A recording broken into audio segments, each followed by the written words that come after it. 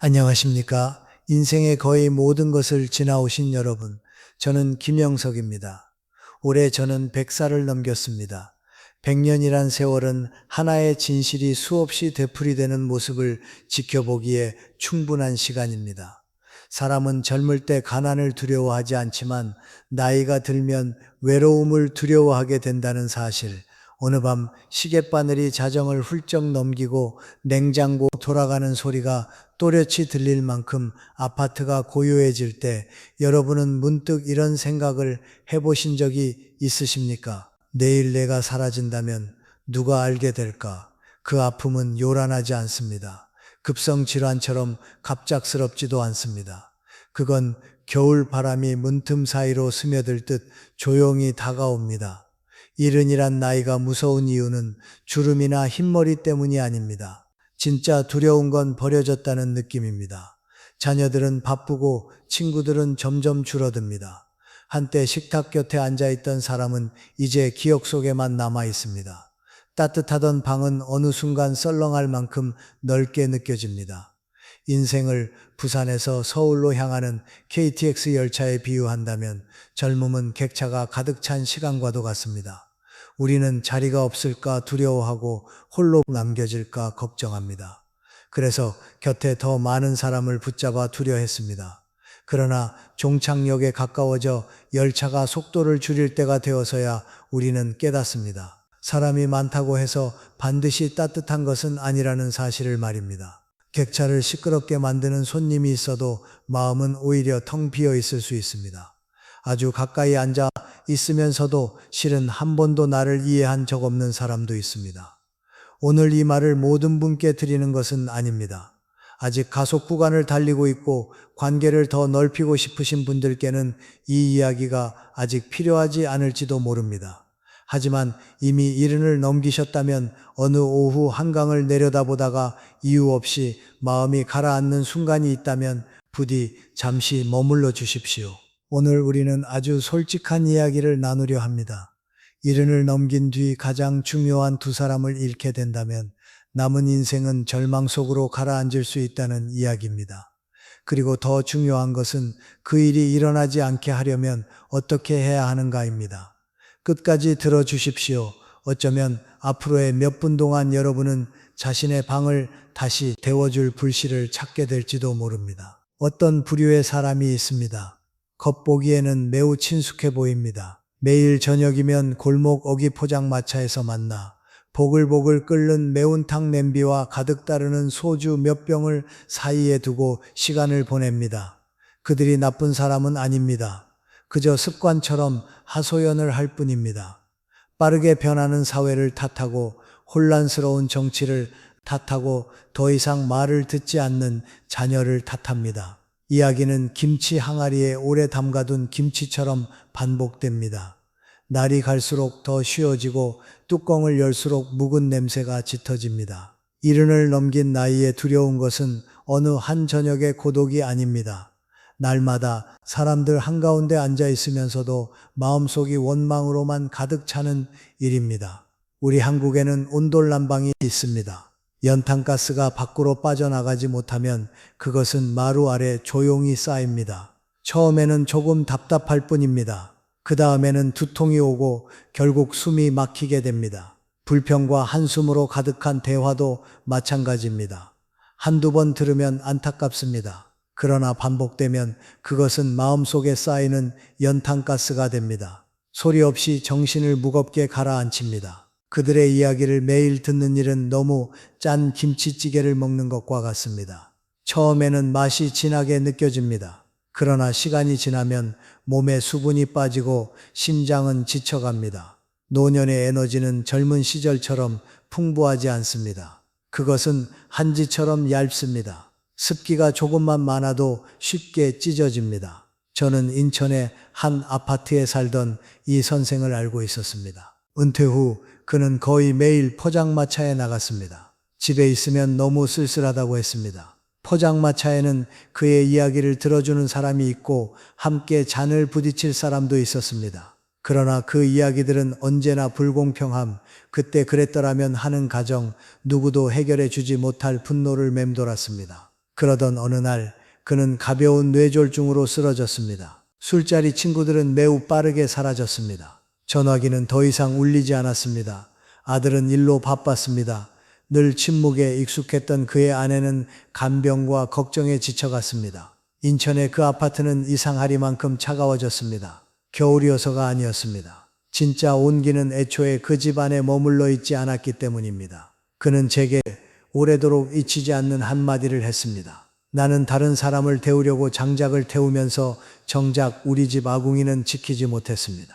70을 넘긴 뒤에 에너지는 퇴직 후의 저축과도 같습니다. 꺼내 쓰는 만큼 줄어듭니다. 매일 저녁 술자리와 원망의 말에 그것을 소비해 버린다면 정작 진짜 따뜻함이 필요할 때 더 이상 꺼낼 것이 남아있지 않을지도 모릅니다. 두 번째 유형은 단순히 불평만 하는 사람보다 더 위험합니다. 그들은 원망에서 멈추지 않습니다. 두려움을 심습니다. 만날 때마다 이야기는 늘 나쁜 소식으로 시작됩니다. 위친 김 선생이 갑자기 돌아가셨대. 요즘 병원이 너무 붐벼서 들어가면 오히려 병이 더 걸린다네. 이 동네 땅값도 곧 폭락한대. 그런 말들은 겉으로 들으면 걱정해주는 듯하고 정보를 나누는 듯 보입니다. 그러나 반복되면 어느새 오후에 차 한 잔 시간이 정말 예보자리가 되어버립니다. 한국에서는 긴급 상황이 발생하면 특보가 모든 방송을 중단시키고 화면에 등장합니다. 경보음이 울리고 화면이 바뀌며 붉은 자막이 계속해서 흐릅니다. 만약 그 경보음을 매일 듣는다면 마음은 단 한순간도 편히 쉴 수 없을 것입니다. 두려움을 퍼뜨리는 사람은 우리 삶 속에서 멈추지 않는 긴급 속보와도 같습니다. 그들은 또 한겨울 서울로 불어오는 시베리아 한파와도 닮아 있습니다.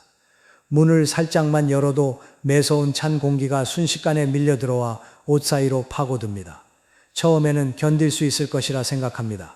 그러나 몸은 이미 늘었고 예전 같은 면역력도 없습니다. 한번 차가워지면 여러 날을 설치게 만듭니다. 남편을 떠나보낸 뒤 장례식과 병에 집착하게 된 박 여사를 기억합니다. 그녀는 매일 지인에게 전화를 걸어 오늘 누가 입원했는지, 이번 주에 어느 장례식이 있는지, 의사가 어떤 병을 위험하다고 했는지를 이야기했습니다. 그녀는 친구가 마음의 준비를 하길 바라는 마음에서 정보를 나눈다고 생각했습니다. 그러나 이미 고혈압 병력이 있던 그 친구는 점점 잠을 이루지 못했습니다. 아침에 들은 이야기들이 밤마다 떠올라 심장이 빨리 뛰었습니다. 한 달 뒤 혈압이 급격히 올라 병원에 입원해 경과를 지켜봐야 했습니다. 두려움은 계절성 독감보다 더 빠르게 퍼집니다. 자주 접촉하기만 해도 그것은 생각 속으로 조용히 스며듭니다. 나이 들면 우리는 매일같이 이런 심리적 바이러스와 싸울 힘이 충분하지 않습니다. 불안한 마음은 곧 몸의 약화로 이어집니다. 아무렇지 않게 꺼낸 한마디가 어렵게 지켜온 평온을 태워버리는 불씨가 될 수 있습니다. 두려움을 퍼뜨리는 사람을 놓아주는 일은 무정함이 아닙니다. 그것은 차가운 바람 앞에서 조용히 문을 닫는 일과 같습니다. 인생의 마지막 방울던 기전 일이 꼭 그쯤이다. 살상 안에 남은 온기를 지키기 위해서, 그리고 아직 일어나지도 않은 일들 때문에 심장이 떨리지 않도록 하기 위해서입니다. 70을 넘긴 뒤 절대로 일어서는 안 될 사람이 있다면 그것은 매일 마주 앉아 밥을 먹는 사람입니다. 바로 배우자입니다. 한국 문화에서 온돌은 방바닥 아래에 있습니다. 우리는 그것을 보지 못합니다. 아침마다 그것을 칭찬하는 사람도 없습니다. 그러나 온돌이 멈추는 순간 집안은 곧바로 차가워집니다. 배우자도 그렇습니다. 그들은 드러나지 않습니다. 화려하지도 않습니다. 그러나 수십 년 동안 우리 삶의 공간 전체를 따뜻하게 지켜온 사람입니다. 저는 대구 전통시장 근처에서 작은 잡화점을 운영하던 최 선생을 알고 있었습니다. 사람이었습니다. 아내가 밥을 짓고 집을 정리하고 장부를 기록하는 일을 당연하게 여겼습니다. 그는 단 한 번도 고맙다는 말을 한 적이 없었습니다. 친구들이 아내 이야기를 물으면 그는 그저 웃으며 말하곤 했습니다. 집안일이죠 뭐. 그러던 어느 겨울 아내는 심장병으로 갑작스럽게 세상을 떠났습니다. 집은 그대로였습니다. 그러나 최 선생은 가장 두려운 것이 침묵이라고 말했습니다. 아침마다 나던 미역국 냄새도 사라졌습니다. 마루 위를 끄는 슬리퍼 소리도 더 이상 들리지 않았습니다. 팔공산 쪽에서 찬바람이 불어올 때 옷을 하나 더 입으라고 말해줄 사람도 없었습니다. 자녀들은 명절에 해마다 몇 번만 들렀습니다. 집은 대구의 한겨울에 난방이 꺼진 듯 했습니다. 그는 여전히 살아있었지만 온기가 없는 방처럼 살아가고 있었습니다. 많은 사람들은 배우자를 잃는 일이 단지 곁에 있던 한 사람을 잃는 것이라 생각합니다. 그러나 더 깊은 곳에서 부부란 공동의 기억입니다. 가난하던 시절부터 머리가 휘어질 때까지 우리 인생의 전 과정을 지켜본 유일한 사람입니다. 그가 떠나면 기억을 함께 확인해줄 사람이 사라집니다. 지난 이야기에 고개를 끄덕이며 웃어줄 이도 없습니다. 그러다 보면 어느 순간 나 자신마저 흔들리기 시작합니다. 저는 한 어르신이 눈물 속에서 이렇게 말하는 것을 들은 적이 있습니다. 혼자 밥을 먹는 것이 가장 아픈 게 아닙니다. 익숙한 목소리로 내 이름을 불러줄 사람이 더 이상 없다는 게 가장 아픕니다. 70을 넘기면 친구는 줄어들 수 있습니다. 자녀는 멀어질 수 있습니다. 그러나 배우자는 고독의 바다에서 배를 붙잡는 마지막 닭과도 같습니다. 그들을 지키는 일은 의무나 사회적 책임 때문이 아닙니다. 그것은 우리 인생의 집에 남은 마지막 온기를 지키는 일입니다. 아직 시간이 허락할 때 예고 없이 겨울이 오기 전에 그 온도를 따뜻한 마음으로 돌보아야 합니다. 배우자에 대해 이야기하면 아마 많은 분들이 그 사람만 지킬 수 있다면 충분하다고 생각하실지도 모릅니다. 그러나 아닙니다. 한 사람이 더 있습니다. 그 사람을 잃게 되면 모든 배춧잎은 의미를 잃어버립니다. 그 사람은 바로 자기 자신입니다. 우리는 익숙하게 희생해왔습니다. 특히 전쟁과 가난 속 아무것도 없던 시절을 지나 삶을 일구어온 세대일수록 그렇습니다. 자녀의 학업을 걱정하고 가정의 생계를 책임지고 병든 부모를 돌보았습니다. 그러나 그 수많은 걱정 사이에서 한 가지를 잊고 지냈습니다. 과연 누가 나 자신을 돌보고 있었는가 하는 것입니다. 사람의 몸은 전통 한옥과도 같습니다. 부드럽게 휘어진 기와 단단한 나무 기둥은 겉으로 보기에 세월을 견딜 듯 보입니다. 그러나 기와에 금이 가도 고치지 않으면, 비가 새고 기둥이 썩어도 바꾸지 않으면 큰 바람 부는 날 처마가 무너집니다. 노년의 몸도 마찬가지입니다.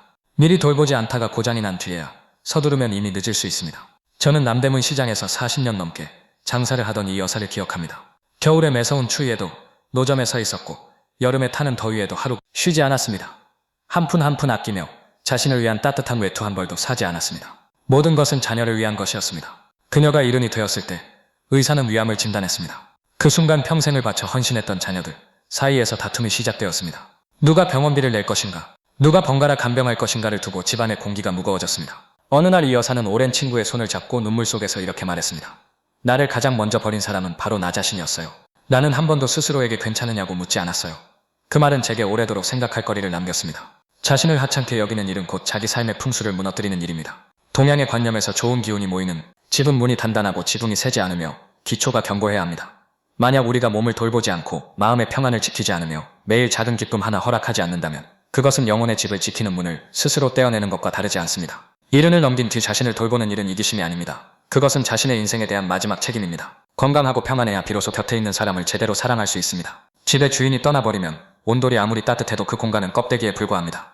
그러니 누군가를 지키는 이야기를 하기 전에 먼저 스스로에게 물어야 합니다. 나는 과연 나 자신을 제대로 붙들고 있는가 하고 말입니다. 젊을 때 우리는 쌓는 법을 배웁니다. 돈을 쌓고 인맥을 쌓고 명성을 쌓습니다. 그러나 70을 넘어서도 계속해서 더하기의 사고방식으로 살아간다면 우리는 곧 지쳐버릴 것입니다. 마당이 있는 전통가옥에서 소나무가 오래 살기 위해서는 마음대로 자라게 두어서는 안됩니다. 정원사는 정기적으로 가지를 쳐주어야 합니다. 아픈 가지, 삐뚤게 뻗은 가지, 햇빛을 가리는 무성한 부분들을 모두 잘라내야 합니다. 그렇지 않으면 나무는 스스로의 생기를 빨아들이며 쇠약해집니다. 노년의 삶도 마찬가지입니다. 가지치기를 하지 않으면 삶은 금세 뒤엉켜버립니다. 해마다 설날이 되면 한국 사람들은 대청소를 합니다. 집안 구석구석을 닦고 더 이상 쓰지 않는 물건을 버리고 이불을 세탁하고 문을 열어 새 기운을 드립니다. 혹시 나중에 쓸지도 모른다는 이유로 쓰레기를 붙잡아 두는 사람은 없습니다. 그렇다면 왜 우리는 외로움이 두려워 나를 지치게 하는 관계를 붙들고 있어야 하겠습니까? 아주 구체적인 일부터 시작하십시오. 전화가 올 때마다 불평이나 나쁜 소식만 전하는 번호는 정리하십시오. 마음이 진심으로 원하지 않는 모임은 정중히 거절하십시오. 아파트를 정리하며 몇 년째 입지 않은 옷과 아쉬움만 남기는 오래된 물건을 비우십시오. 그리고 무엇보다 중요한 것은 자녀에게 거는 기대를 줄이는 일입니다. 그들에게는 그들만의 삶과 압박이 있습니다. 지나치게 많은 전화와 방문을 기다린다면 결국 실망이라는 끈으로 스스로를 묶는 셈이 됩니다. 비움의 예술은 세상으로부터 스스로를 고립시키는 일이 아닙니다. 남은 것을 더 맑게 하기 위한 선택입니다. 분명히 말씀드리고 싶은 한 문장이 있습니다. 70을 넘긴 뒤에는 한 사람을 더하는 일이 짐을 하나 더 지는 일이 될 수 있고 한 사람을 덜어내는 일이 오히려 한 번에 숨을 더하는 일이 될 수 있습니다. 노년은 더 많은 관계를 확장하는 경쟁이 아닙니다. 그것은 마음을 가볍게 하는 여정입니다. 불필요한 것을 비울 때 우리는 텅 빈 집 안에서 울리는 자신의 발걸음 소리를 더 잘 들을 수 있습니다. 그리고 그 듬성듬성한 공간 속에서 새로운 여백이 열립니다. 그곳은 우리가 단지 존재하는 것이 아니라 진정으로 살아갈 수 있을 만큼 고요한 자리입니다. 우리는 놓아야 할 두 사람에 대해 이야기했습니다. 지켜야 할 두 사람에 대해서도 말했습니다. 그렇다면 그 모든 가지치기 끝에 방 안에 남는 것은 무엇이겠습니까? 많은 이들이 가장 두려워하는 한 단어가 있습니다. 외로움입니다. 외로움은 다른 사람의 존재에 의존해야만 자신의 가치를 느끼는 상태입니다. 전화가 오지 않으면 불안해지고 누군가 찾아오지 않으면 버려진 듯 느껴집니다. 세상이 나에게 반응하지 않을 때 밀려오는 공허함, 그것이 외로움입니다. 그러나 또 다른 단어가 있습니다. 고독입니다. 스스로 선택한 홀로 있음입니다. 혼자 있어도 결핍을 느끼지 않는 상태입니다. 아침에 창가에 앉아 보리차 한 잔을 마시며 지붕 위로 천천히 내리는 눈을 바라볼 때 그 순간을 누군가와 나누지 않아도 마음이 이미 충만한 상태입니다. 고독은 산속에 고요히 앉아있는 수행자와도 같습니다.